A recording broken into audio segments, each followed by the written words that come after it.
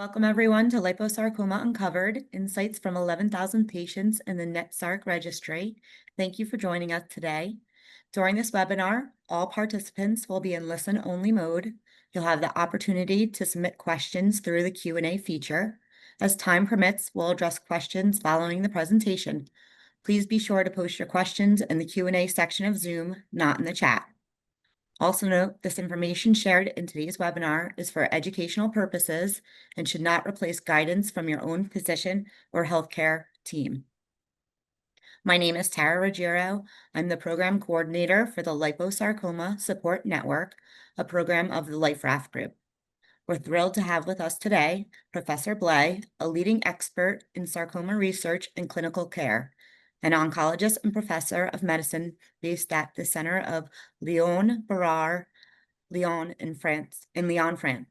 Professor Blay has dedicated his career to understanding complexities of sarcomas with a particular focus on liposarcoma. Today, Professor Blay will share the findings from the largest nationwide study of liposarcomas, drawing from over 11,000 patients in the NETSARC Registry. In his clinical presentation, he will cover management and outcomes of the various liposarcoma subtypes, highlight key differences in prognosis related to age and sex, and underscore the critical role of specialized sarcoma centers in patient care.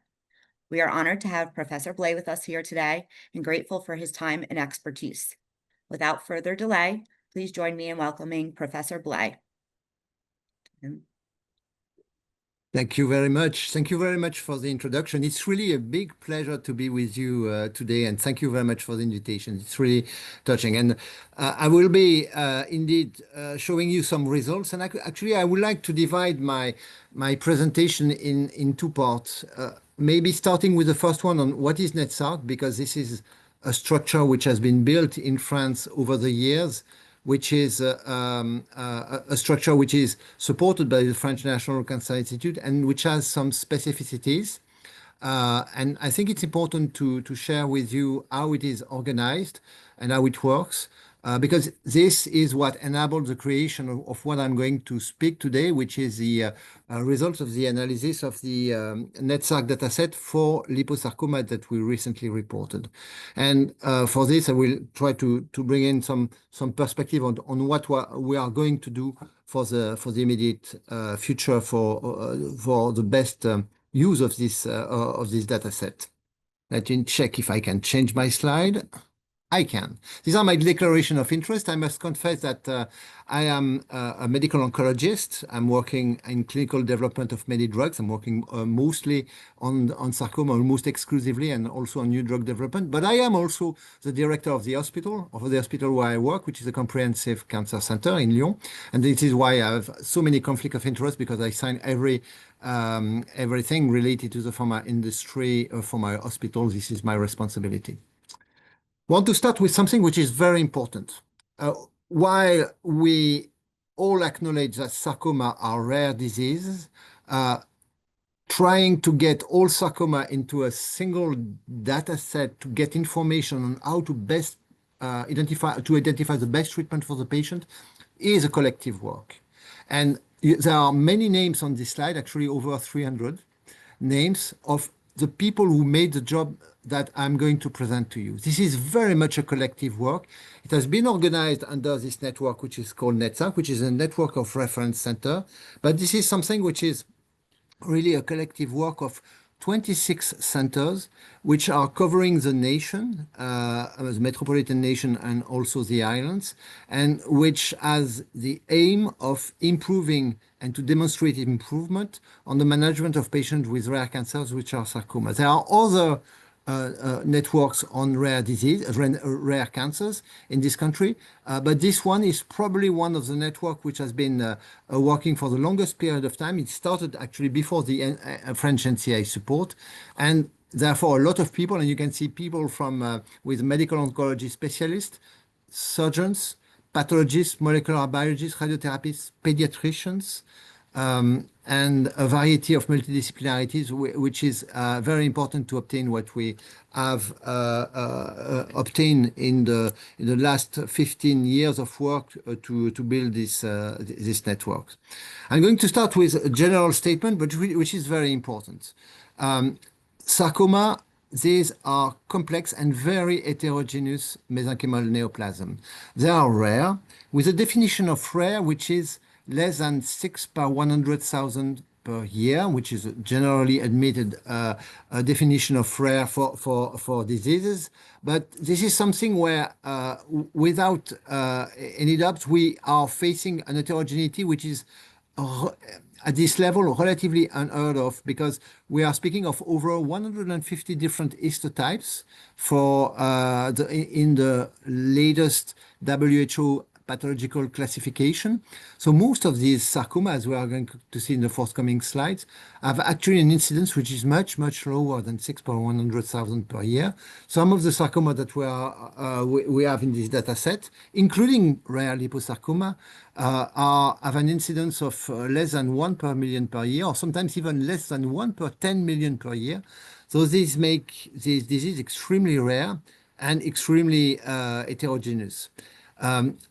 On top of this complexity of pathological diagnosis, which we are going to see is also something we observed in liposarcoma, there is a variety of molecular alteration which further increase the fragmentation of this group of disease.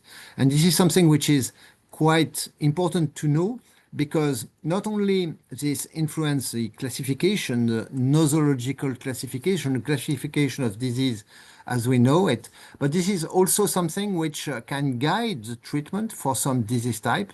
And in the specific case of liposarcoma, we all know how important is the amplification of chromosome 12, in particular on genes of MDM2 and CDK4, for both the diagnosis and possibly the treatment of these of patients affected with this disease. So that's something which is important to know: a further fragmentation of a group of already very fragmented disease.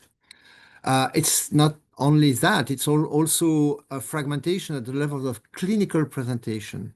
Because as we are going to see, for all sarcoma and for liposarcoma as well, there may be multiple anatomical location, and this disease can occur in any part of the body, from the limbs to internal trunk to the head and neck, at any age, children to elderly. And we are going to see in the NETSARC Plus liposarcoma data set that actually a significant proportion of patients have had a diagnosis in the before the age of 18, which was quite surprising, but that was the way it was. So this is very much a complex group of disease, very heterogeneous, for which in this country where I work, and actually in the whole world, there is a wide range of different care pathways. Patient may enter pediatrics, very rare, adolescent, young adults, elderly, and they may enter directly into sarcoma teams, but a wide proportion, a large proportion of patients affected with sarcoma are actually entering the healthcare system in non-specialized organ teams, for not specialized for sarcoma, I mean, or even general practitioners. So that's something where there was a lot of attention in the last decades, from in particular in Europe, the Scandinavian countries, and also the UK, to try to organize the care of the patients around reference centers. And actually, this started with our friends from the Nordic countries, who have organized themselves for that all patients with a diagnosis of sarcoma should be treated in a reference center. And they published a lot on that, and that was very instructive, and this is exactly what we actually try to reproduce. Why is this important? Because it has been published, and that's these are studies which have been conducted for a long period of time. It has been generally published that patients diagnosed and treated in reference center do have a better outcome in terms of quality of treatment and quality of outcome, progression-free survival, sometimes response rate, survival in general, if the patients are managed in reference center. One of the difficulty with this statement is that if you take a population of patients, which is a population of patients selected through in-house centers, and compare that with non-specialized center, you run the risk of bias because you have selected a specific population and the population that you know, and you may not be aware of the patients well treated and who never come back to the network because they are doing well. So there is a risk when you run retrospective study of biasing the outcome that you observed. Even though we had this observation, and you see here the survival curves that we have published, even though we all in reference centers from all around the world for sarcoma have seen patients who have been biopsied or operated inappropriately, resulting in significant consequences for later treatment. We have to be cautious and to make sure that this is really true, that we are really doing better in multidisciplinary center. And for this, there is only one way, if we don't want to be too simple, it's to collect all cases of sarcoma and to look in the long term what is happening to this patient once the diagnosis has been secured. And actually, this was exactly what was the aim of the sarcoma reference network, now known as NETSARC Plus. It has been a complicated story, and I don't want to get too much into the detail, but sufficient to say that we started with two networks, a pathology and a clinical networks, which subsequently merged to become NETSARC Plus, and there was also a bone network, which later joined us. Actually, it came from reports that we had published in the 2000s and even in the 90s, where we observed that a significant proportion of patients with a diagnosis of sarcoma, a final diagnosis of sarcoma, were misdiagnosed. And this proportion was around 30% in this country, with 10% of major discrepancies, major meaning sarcoma versus carcinoma, or sarcoma versus lymphoma, or sarcoma versus benign, with all the consequences that you can imagine. So seeing that, the French NCI said, okay, you need to have a centralized diagnosis, and we want to make it mandatory.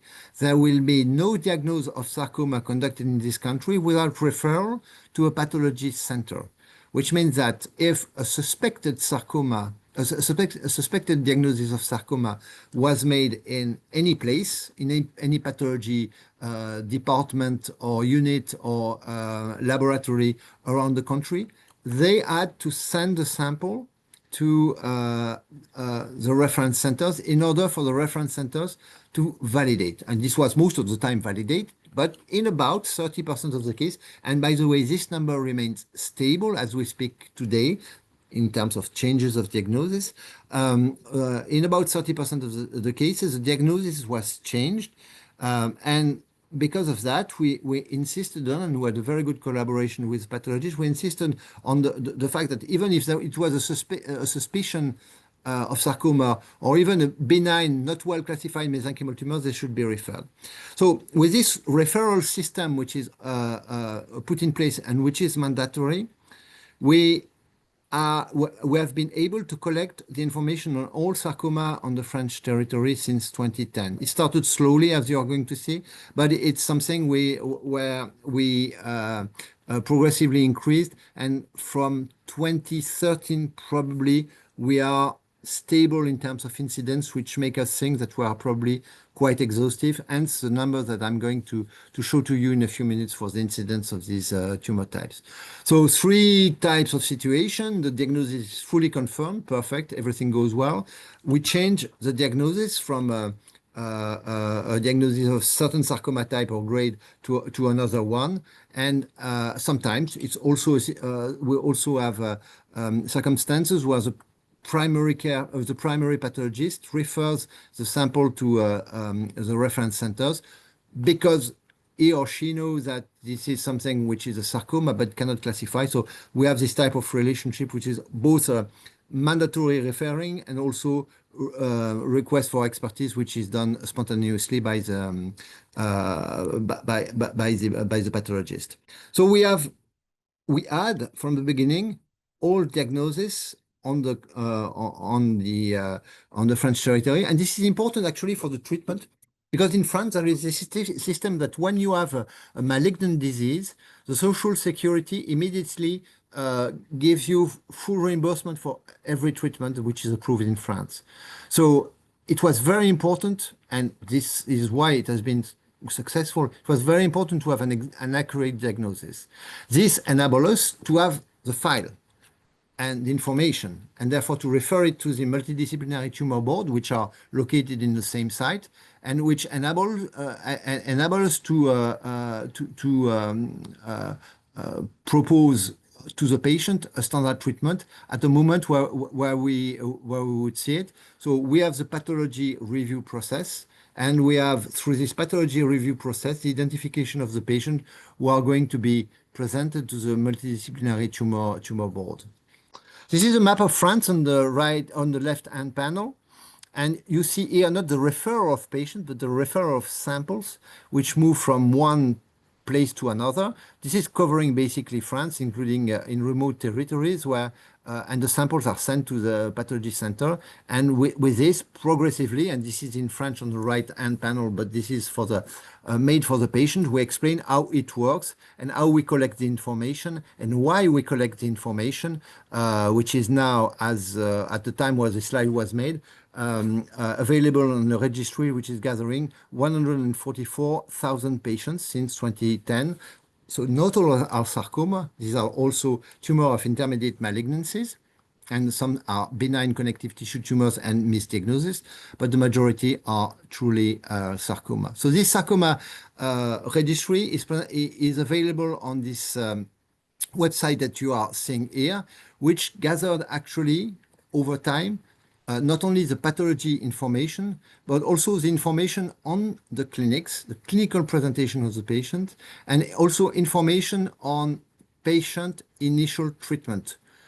It had to be simple because this is a very large number of patients, and we wanted to make it simple, very simple at the beginning, and to collect a small number of items, which will be important to understand that when I'm going to describe the patient outcome for liposarcoma, it's something which is not exhaustive in terms of information.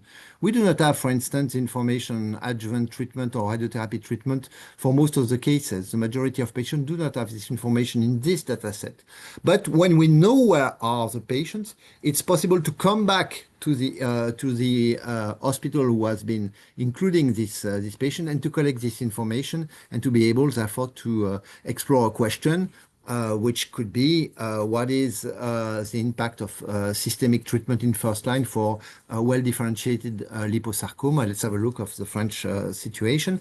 But here in this data set, we are looking at original diagnosis with or without biopsy, surgical removal, and neoadjuvant treatment without too much indication on the subsequent treatment, in particular at the time of relapse. We have the quality of surgery. We have the description of who did the surgery, and this is why we are able to identify some interesting features of patient referral in this country, which were quite helpful. So this is the activity that we've been doing over the years. And you can see here the activity in terms of pathology, what we call double reading of the samples. We can see the number of diagnoses which are being seen by our pathologist colleague over the years. It's quite impressive. What is important over the years, and you can see it in blue, is that the number of diagnoses seen first in a reference center, in blue, is increasing.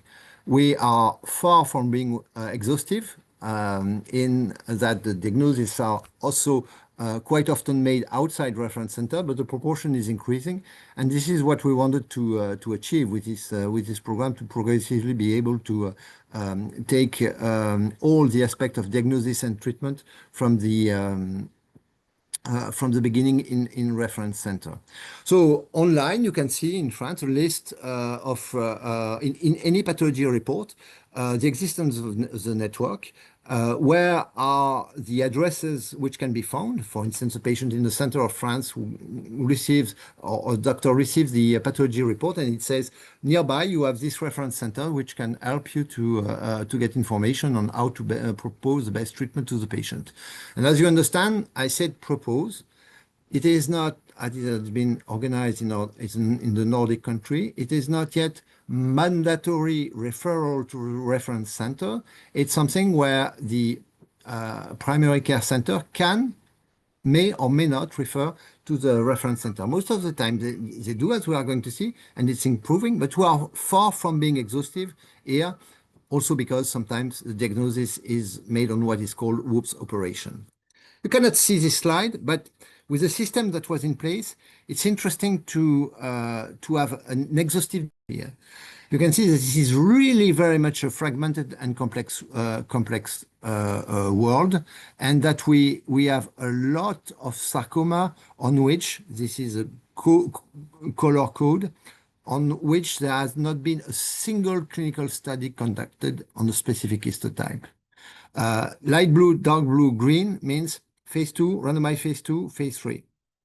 The majority of sarcoma never had a phase 3, and few had phase 2 or randomized phase 2. This is what we need to do.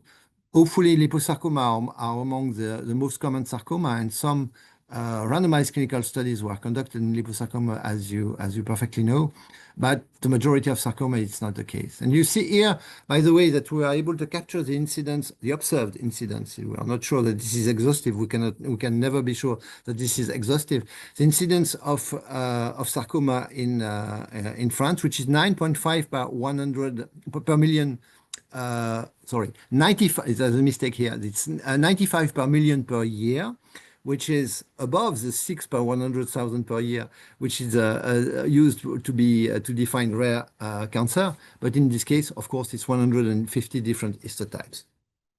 Okay, this was for pathology. For multidisciplinary tumor board, what we have been achieving over the year is actually an increased proportion of patients whose treatment was organized in multidisciplinary tumor boards of the NETSARC network. This is increasing. We have also a decreasing proportion of patients who are presented after the primary treatment. But as you immediately see on this slide, even though it stops in 23 here, we are progressing, but progressing slowly, and we are far from being exhaustive. Again, it's not mandatory to refer patients to reference centers. This is something that we are going to try to obtain politically, but this is something which is clearly complicated to obtain in our healthcare system. Actually, much more complicated to obtain than the mandatory pathology review. This management of patients according to the recommendation of the multidisciplinary tumor board of the reference center is something which is very different within reference centers and outside reference centers. You can see it here. Only a minority of patients treated outside reference centers are presented to a board. Why is that? Because actually, you can distinguish actually two situations in this case, but mostly these patients are diagnosed before and sometimes operated before they are presented to us. So this is why this proportion is so low, even though we reported now some 8 years ago that this was associated with a better outcome of this patient. Over the years, we have been progressing in compliance to clinical practice guidelines. These are classical clinical practice guidelines proposed by all structures such as ESMO, NCCN, and so on. We increase the proportion of patients with biopsy before. We increase the proportion of patients with surgery conducted in reference center, but we are far from having 100%. And despite that, one of the big questions that we were asked 15 years ago is, are you able to improve the survival of sarcoma patients by this organization? And we add the tool, which is a registry, to be able to describe this. And actually, this proved to be the case. That was a series of papers that we reported, showing actually here two observations. First one here is that surgery in reference centers in this network, which is NETSARC, is associated with a very significant superior survival. Even though the follow-up is short, the survival difference is very significant and stands in multivariate analysis. We have a reduction of the risk of death, which is close to 30%, only by patients being operated in reference center. And despite the fact that these patients have often less favorable prognostic characteristics. So that's something which is worth to be quoted. And the other one, which is actually more important, which is that since we started actually the NETSARC network in 2010, we have been observing an improved survival of patients with sarcoma because we are close to exhaustive in the French metropolitan area. We observe that the survival of patients has increased. If we include that in multivariate analysis, has increased by 19%, since we started this organization. So it's a relative increase, but this is something which is, of course, has an impact on hundreds of patients per year through this organization. Again, we are far, far, far from being exhaustive, so we have a lot of work to do, but at least this is encouraging. Actually, this is, and that's the second survival curve, actually better for patients with advanced disease than for localized disease, where here the benefit is in the range of 30% and relative reduction of the risk of death. One of the missions was actually to cover the whole territory, and here you have a heat map which shows you the distance from the closest reference center in France. Red farther, light yellow closer. Interesting observation was that actually there was absolutely no correlation between the distance of residency of the patients and the reference center and patient survival, showing that there are other determinants than the travels, which are important, and probably the organization is much more important than the distance. This is, again, an interesting observation. This tells us how much work we still need to do. Okay. So I finished the first part. I wanted to explain to you how it is organized at the national level and what's the history of this. I should have started by saying it all started with pathologists.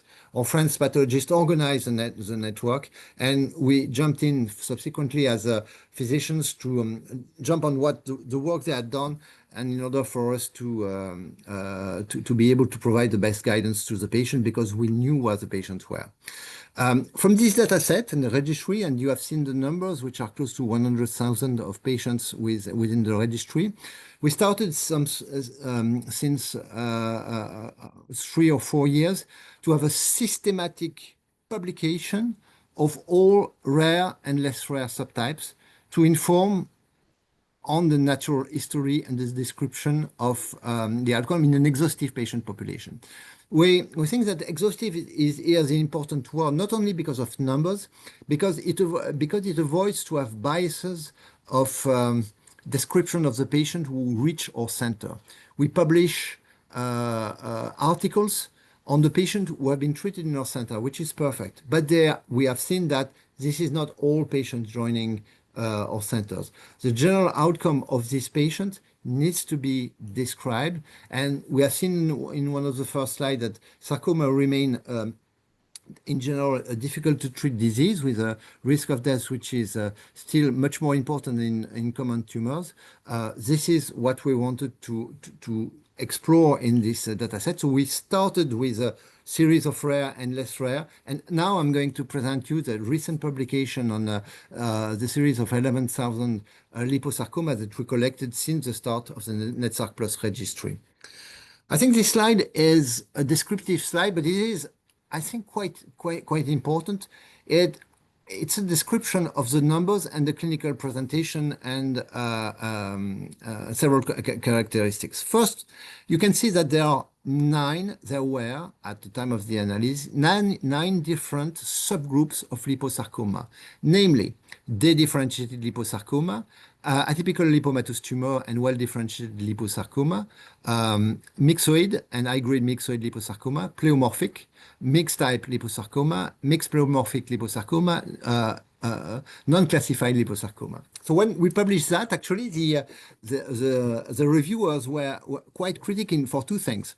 First, that we use a pathology diagnosis, which was sometimes in the data set a bit old, which means that we are using the previous WHO classification and things had changed. So that was relatively simple. We adapted, and that was something which was easy. But also, you can see that if you do that, you remain with disease types which are very rare among the sarcoma, which probably do not exist or at least should be reclassified. Typically, mixed type liposarcoma, which is probably an artifact, but this is concerning 24 patients. This is how it is indicated in the registry. This is not a major issue, major number, but this is probably a group which is most likely closer to a well-diff liposarcoma. And also the non-classified liposarcoma, which are here 614, and the reviewer rightly pointed out this was a large number. Yes, that's a large number, but that's also a relatively small percentage. Why? It's 5%. Why is that? It's probably because the time it takes to have the full review and to implement the data set sometimes is quite long. Anyway, at the end of the day, we have 9 different groups of liposarcoma in this, and I will follow up on this during this presentation. Liposarcoma is a disease which is happening most often in men, with one exception, which is the recently described myxoid pleomorphic liposarcoma, a disease which is happening in younger age women, which has a prognosis, as we are going to see, which is probably not that much favorable for the majority of patients. I don't think that for this specific subgroup of patients, this described truly the incidence, because this was identified relatively recently, and that's something where probably the total number of patients is underestimated. For the rest, it's quite solid. Dediff liposarcoma, it's about 37% of the patients with liposarcoma. ALT, well-differentiated liposarcoma, altogether, this is about the same numbers. The rest being myxoid liposarcoma and grade myxoid liposarcoma, which represent about 15%, and all the rest, the variety of different histotypes, including the 5% of pleomorphic liposarcoma. Atypical lipomatous tumor, well-differentiated liposarcoma. Let's have a look at the side. Actually, that's the same disease in terms of biology. It's a disease which is characterized by well-differentiated adipocytes bearing an amplification of chromosome 12, an amplification of the 2 genes, which has cellular characteristics which are very similar. But we are used for years to describe these tumors depending on the location. This explains that the ALT are located mostly in the limb, while the well-differentiated liposarcoma are located mostly in the internal trunk. That's the same disease, different site, same clinical presentation beside the site, and they should be gathered if you want to describe the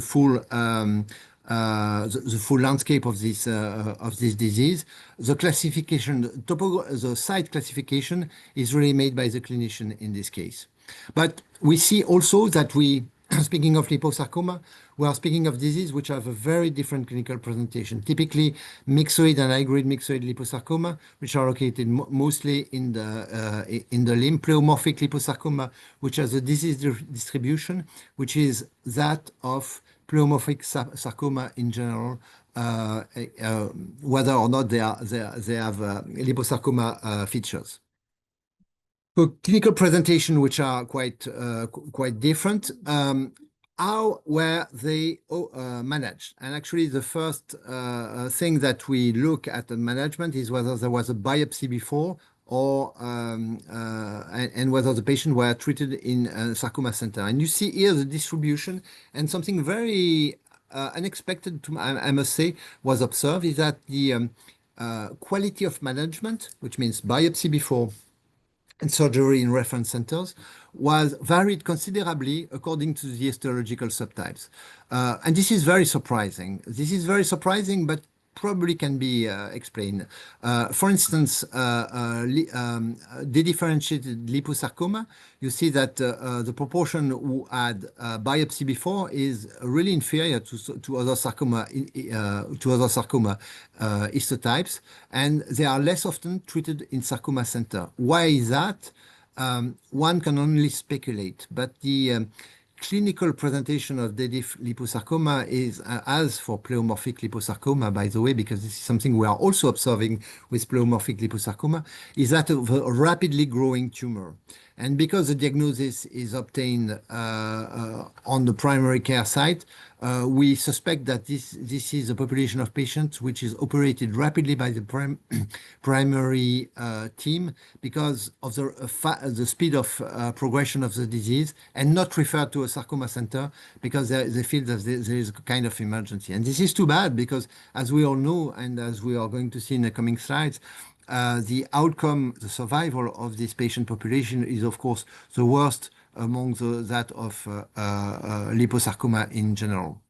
The quality of resection is also variable across histotype and very variable, as you can see. R0 resection in dediff liposarcoma, it's 31%, whereas it's close to 45% in myxoid liposarcoma. Why is that? Why the presentation is not that different? Probably questions of referral again, but we see here that there are differences in biology which lead to differences also in the quality of management in the first place. And as a consequence of that, and this is true also for in terms of quality of resection for R1 resection. And you can see also that the proportion of patients with R2 resection is also higher in this group of unfavorable tumors. So this is one of the explanations why dedifferentiated liposarcoma and pleomorphic liposarcoma are associated with a worse outcome, but this is not the only explanation. As a consequence also, re-excision, secondary operation to try to cope with the inappropriate first surgery, has been conducted in a variety of proportion depending on the histological subtypes. Again, some subtypes such as dedifferentiated liposarcoma and high-grade myxoid or pleomorphic liposarcoma are more often proposed for reintervention. Often because it was a R1 or R2 resection, sometimes because it was a R0 resection conducted outside of a reference center. Overall, you can see in total that about one patient out of 8 had a secondary surgery in this case.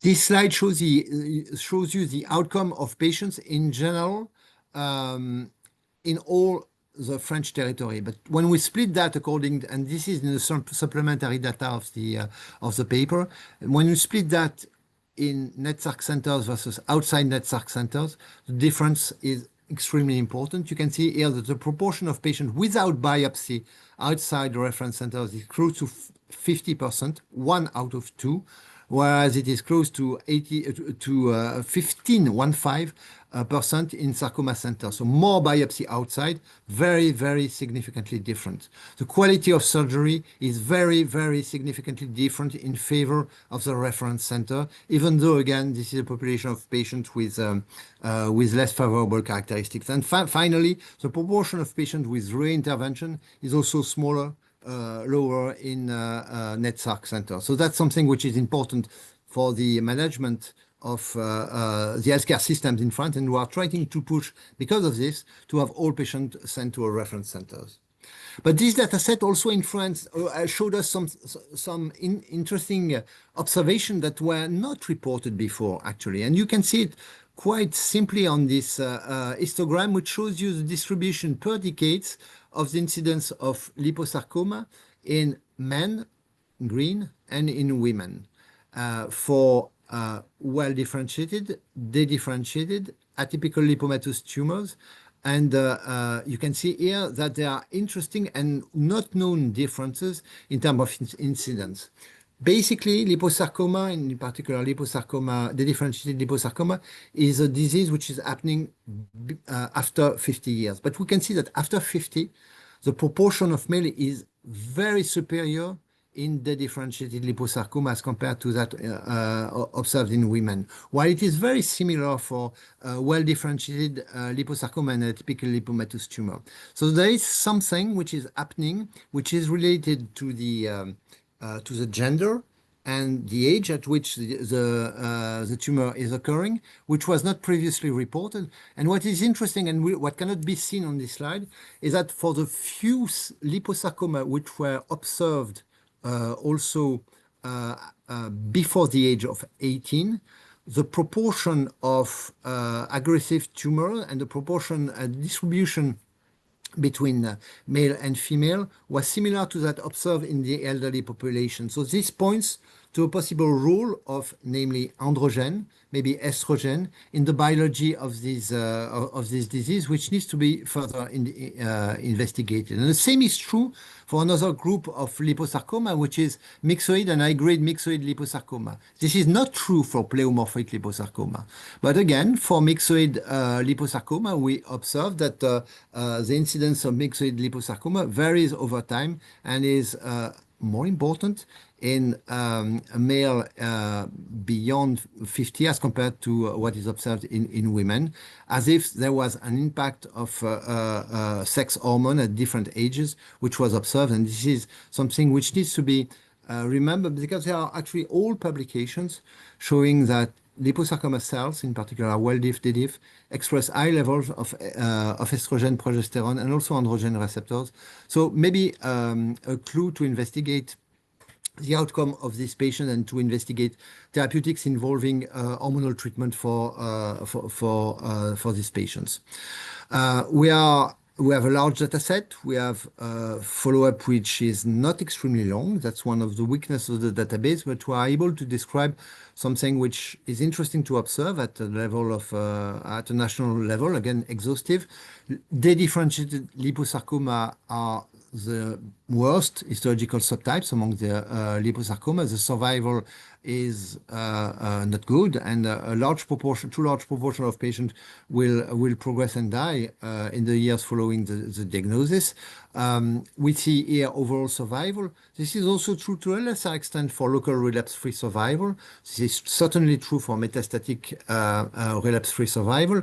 And this is also true if you look at survival from the date of relapse, with a relatively good and unexpected surprise that patients, conversely, with other histotypes of liposarcoma, specifically myxoid and well-differentiated liposarcoma, despite relapse and locally advanced or distant relapses, do have a survival which is not that that bad as we fear it would be. Still, the differentiated liposarcoma are disease with a poor outcome.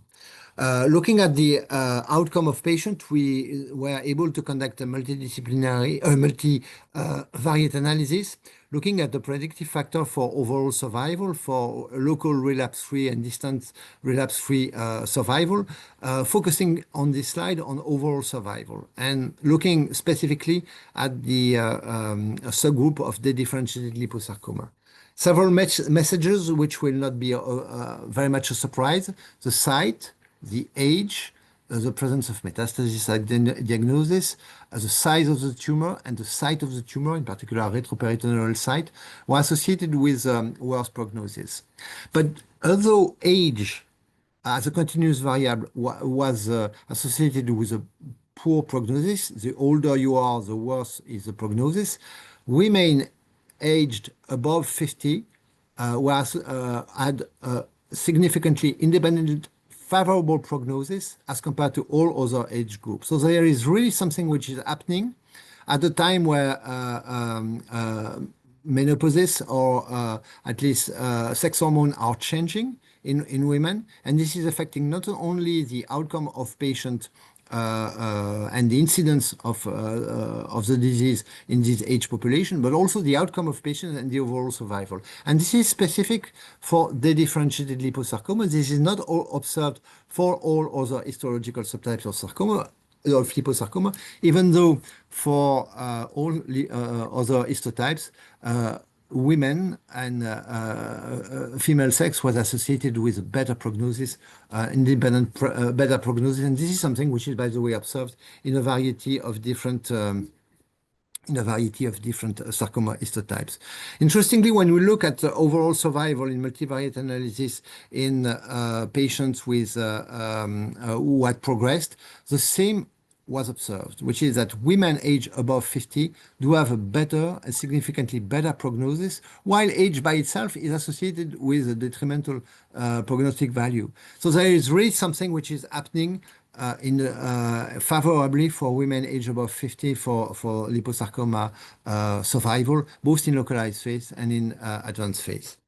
I've reached the end of my presentation, and in this data, what I've been trying to describe is this work of 15 years of a group of investigators in a single country, where we were able to construct this nationwide pathology-reviewed data set, which is relatively unique in being centrally reviewed. This ensures that the diagnoses are all right. We have been seeing, thanks to the organization, a significant improvement of survival of sarcoma over this 15-year period. We are far from being optimal, as you have understood. We have a lot of work to do, but at least this goes in the right direction.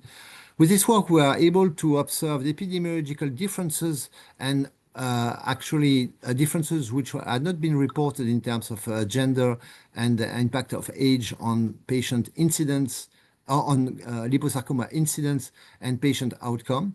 This is very instructive and probably shows you that the analysis of this data set need to be further developed.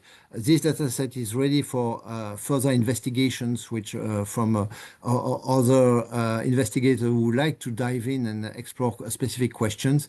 I have in mind liposarcoma from the head and neck, for instance, or specific location, which probably deserves specific consideration. And this is a work for all around the globe.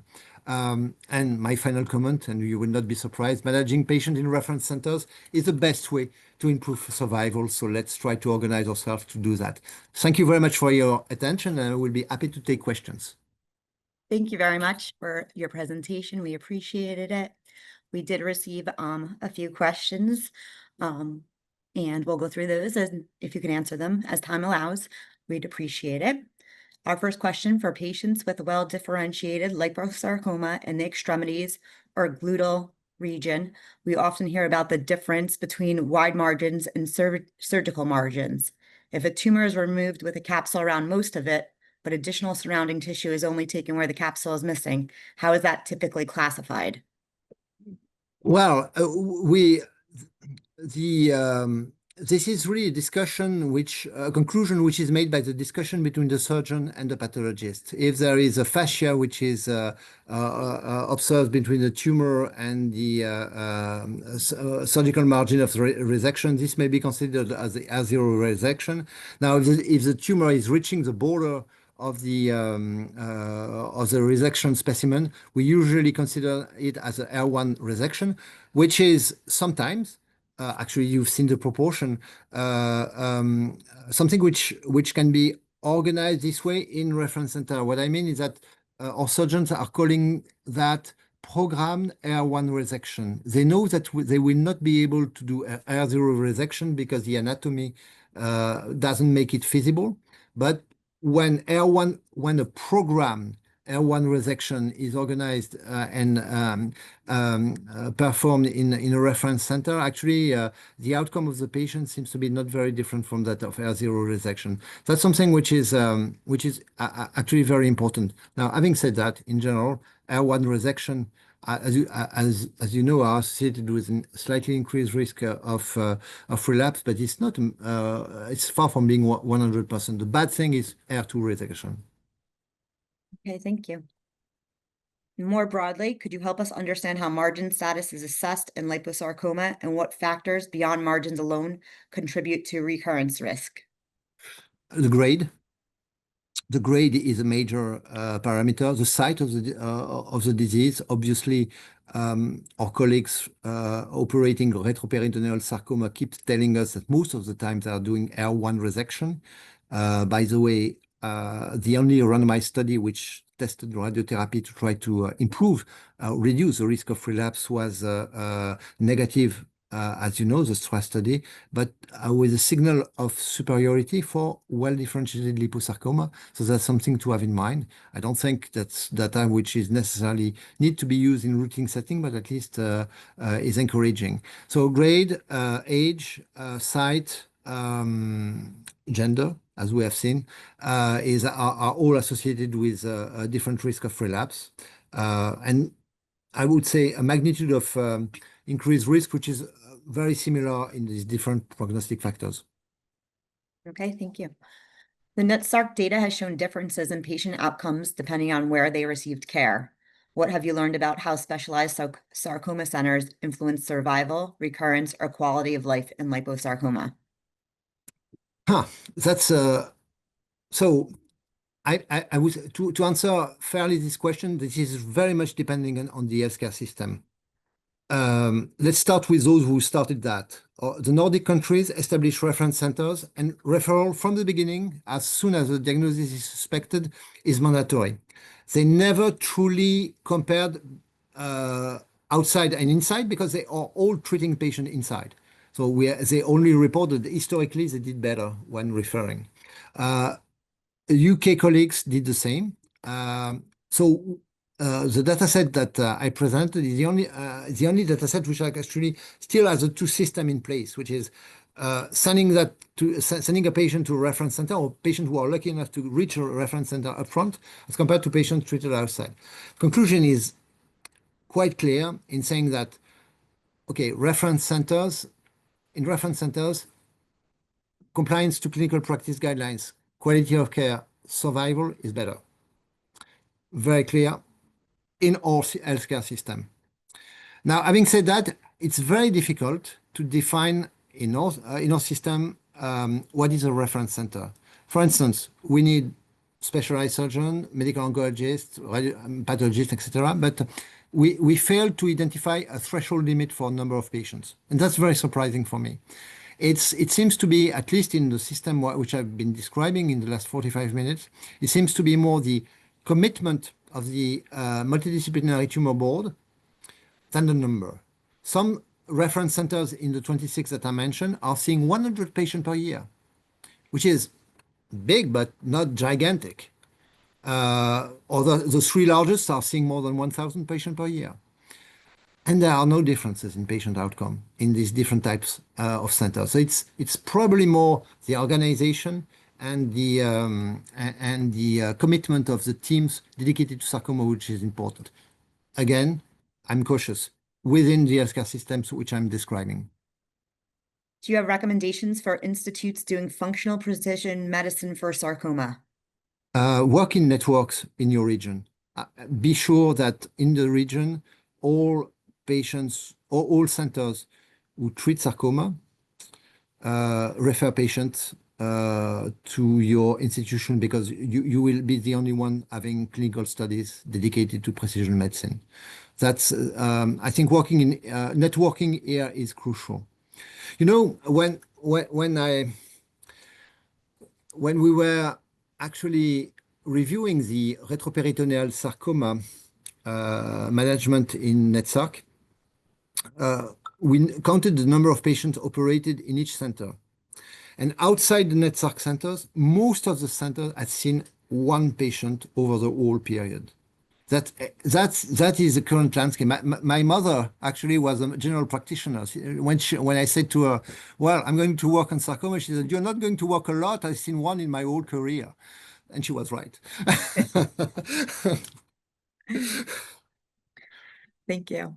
What is your opinion about the effectiveness of HDAC6 inhibitor on sarcoma? Interesting. I think the question of epigenetic modulators is not solved in sarcoma. We have seen all the studies with first generations and subsequent generation, which showed some signal, some very long responders. We have not been able to understand who are the patients benefiting from that. With new generation of HDAC inhibitors, there may be ways to understand better the question with increased tolerance. I think epigenetics is going to be our next frontier for precision medicine in sarcoma. but at the present time, it's really research. Okay. Is every 6 months chest CT scans mandatory for alt W or well-diff liposarcoma and glute for the first 3 years for a 23-year-old patient? 23, that's young. I well-differentiated liposarcoma, right? Yes. Yes, we would certainly propose something like that. Having said that, it's very clear that the evidence, published evidence, is almost non-existent. And I said we published our data set. This is not convincing. Actually, we are doing that to reassure the patient, mostly to reassure ourselves. And I would say to be sure that we don't miss a very simply curable relapse in a small proportion of patients. But it's not proven to be superior to one chest X-ray every year. So clearly, even though there is one nice Indian study, which will need to be replicated. Side glute region tumor extending into frontal thigh is considered ALT or well-diff. Okay. Well, diff, but behind the question, there is another question, which is, should we really distinguish these two tumors? And actually, I think the answer is no. What we should distinguish is the site where they are, complicated versus not complicated. And that's the question. The way the question is being addressed, I understand this is a complicated surgery, possibly. So I would consider it as one of these tumors to really treat like a possibly aggressive with a risk of local relapse. But that's the same tumor. That's really very much the same tumor for me. As you stated, there was a better prognosis for women as they may have better outcomes in sarcoma. Could this be related to women being more likely to actively seek information, support, or resources? That's one of this is very possible. I was very much surprised by this observation on the variable incidence according to the pre-pubertal, post-menopausal ages in women, where we see really differences. And we know, again, that these hormone receptors are expressed on liposarcoma cells. And we know the importance of growth factors, in particular IGF-1 and GH family of growth factors, in the biology of these tumors from other sources. I suspect that this is something which probably has an important role that we do not understand. But I also observe the same thing, which is that women more actively seek support than men on a daily basis. That's obvious. Yeah. Now, one more question. For liposarcoma patients, what should be the takeaway from NETSARC if we live outside of France? Go in large centers. Okay. There are many extremely good large centers in all within the United States and everywhere around the world. But I think, in all states, there are major, great quality centers. Be treated in a large center. That's all the questions we received. Thank you so much for engaging in the questions, and a special thank you to Professor Blay for sharing his expertise in the groundbreaking findings in the NETSARC Plus registry. We hope today's session has provided you with valuable insight into liposarcoma and its management. And on behalf of the Liposarcoma Support Network, thank you for joining us today. We look forward to welcoming you to future webinars and programs, and have a great day. And this concludes our webinar for today. Thank you so much. Thank you very much.